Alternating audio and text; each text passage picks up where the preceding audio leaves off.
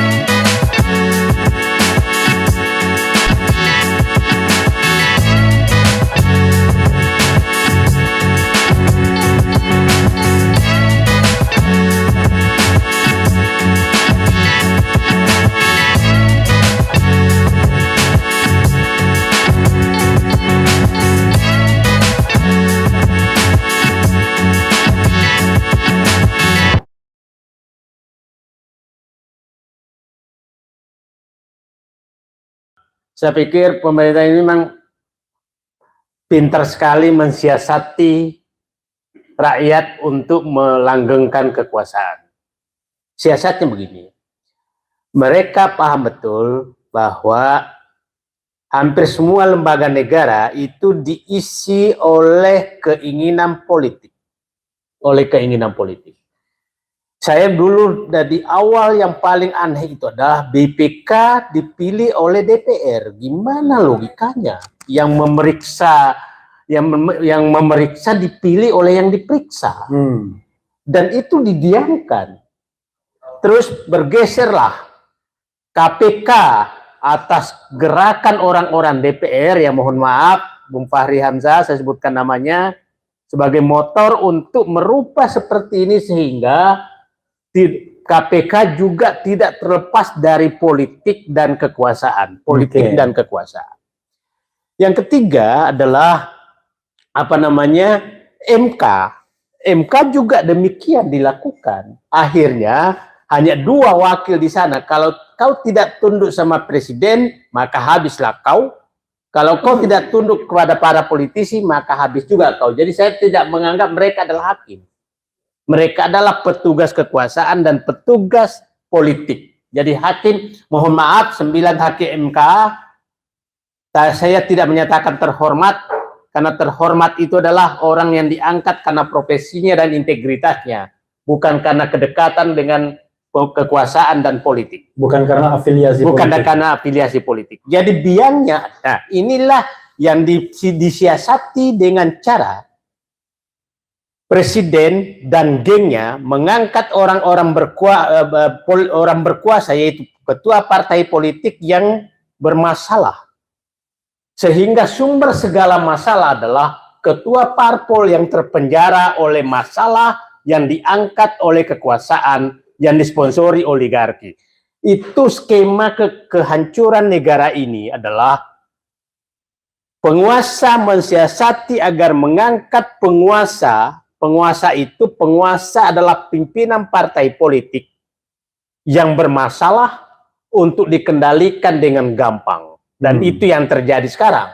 Jadi menurut saya, kehancuran negara ini hanya dilakukan tidak lebih dari 10 orang. Oke. Tidak lebih dari 10 orang. Tapi tolong jangan disebutkan namanya. Tidak lebih dari 10 orang. Dan itu saya berharap, ya Allah bisikkanlah hati mereka malam ini, bahwa mereka itu umurnya juga tidak panjang lagi. Dan kembalilah ke jalan yang benar.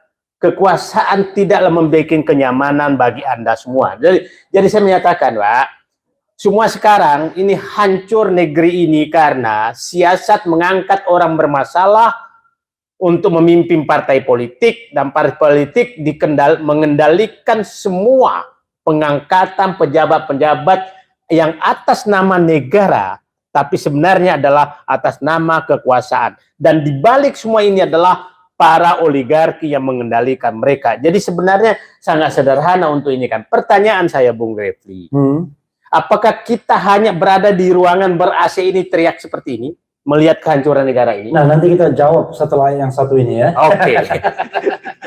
Saya mungkin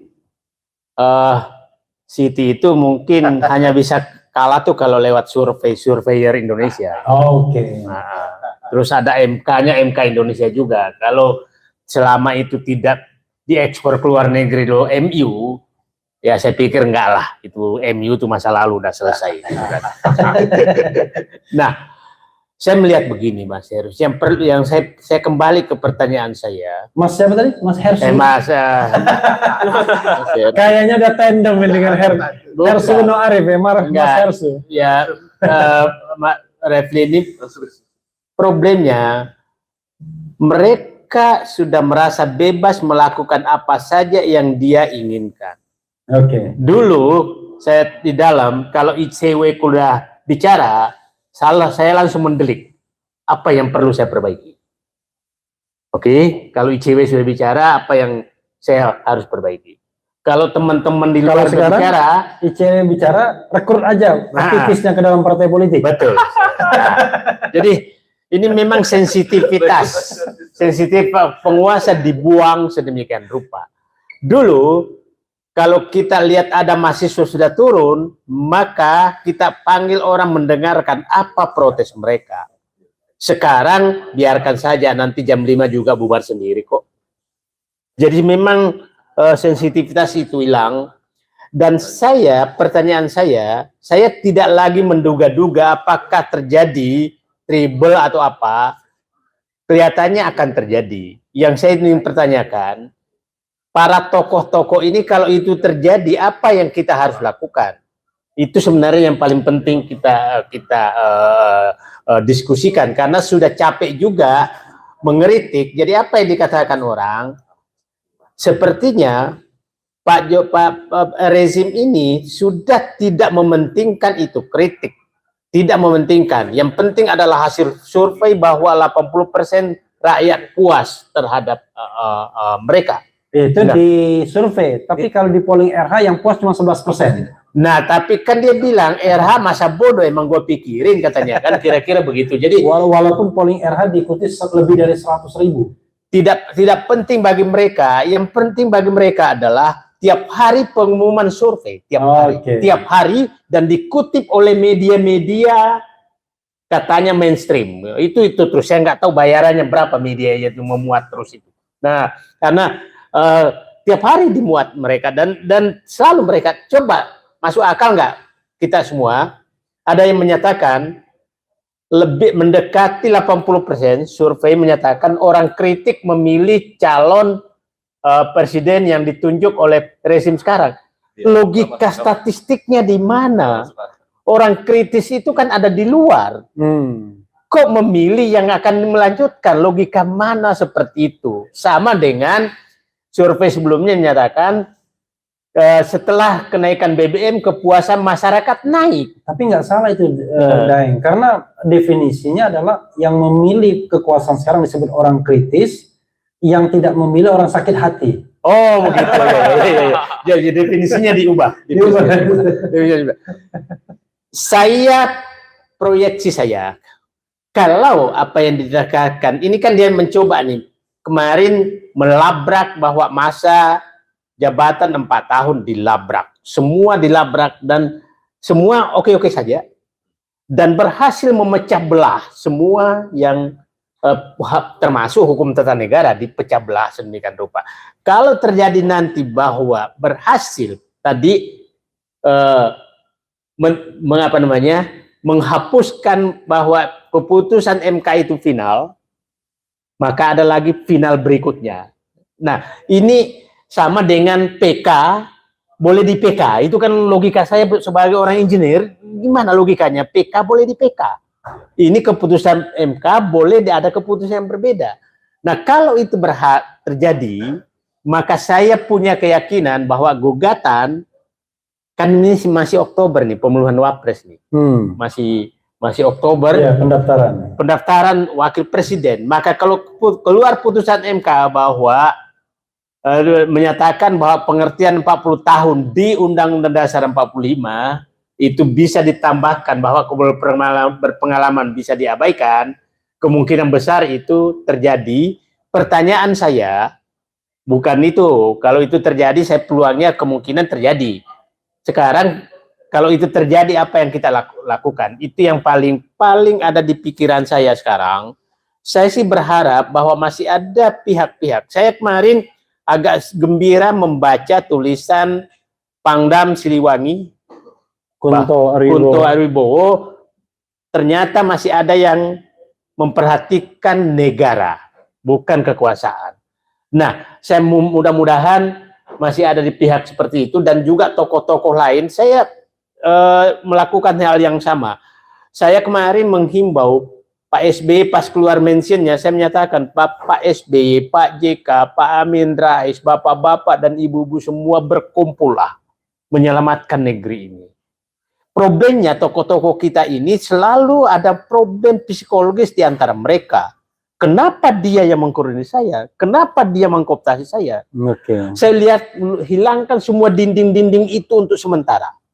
Berkumpullah Gatot Nurmantio, SBY, JK, Amin Rais, kemudian mungkin ada juga intelektual kampus keluar menyatakan saatnya kita bersatu menyelamatkan negeri ini dari arogansi kekuasaan yang mengabaikan semua etika, mengabaikan semua aturan demi memelanggengkan kekuasaan. Saya berharap itu yang kita lakukan. Kalau perlu, saya nggak usah tidur, saya muter ke rumah mereka untuk mengundang mereka untuk kita siapkan ketemu di Monas, di bawah tenda untuk menyelamatkan negeri. Luar biasa ya. Mas Adi Mazardi, ya, saya masih tanya soal treble winners tadi. Dan juga apa yang Anda amati ya. Sepertinya ada sebuah paradoks yang mengatakan bahwa kekuasaan hari ini nggak kuat-kuat amat sesungguhnya, ya kan? Tapi kok semua lembaga negara tunduk, oposisi mati. Apa yang terjadi sesungguhnya? Bahkan Mahkamah Konstitusi yang kita harapkan sebagai penjaga konstitusi dan pengkoreksi dari tirani mayoritas di DPR misalnya, ternyata terkooptasi juga. Paling tidak begitu observasi kita. Silakan Mas Adi.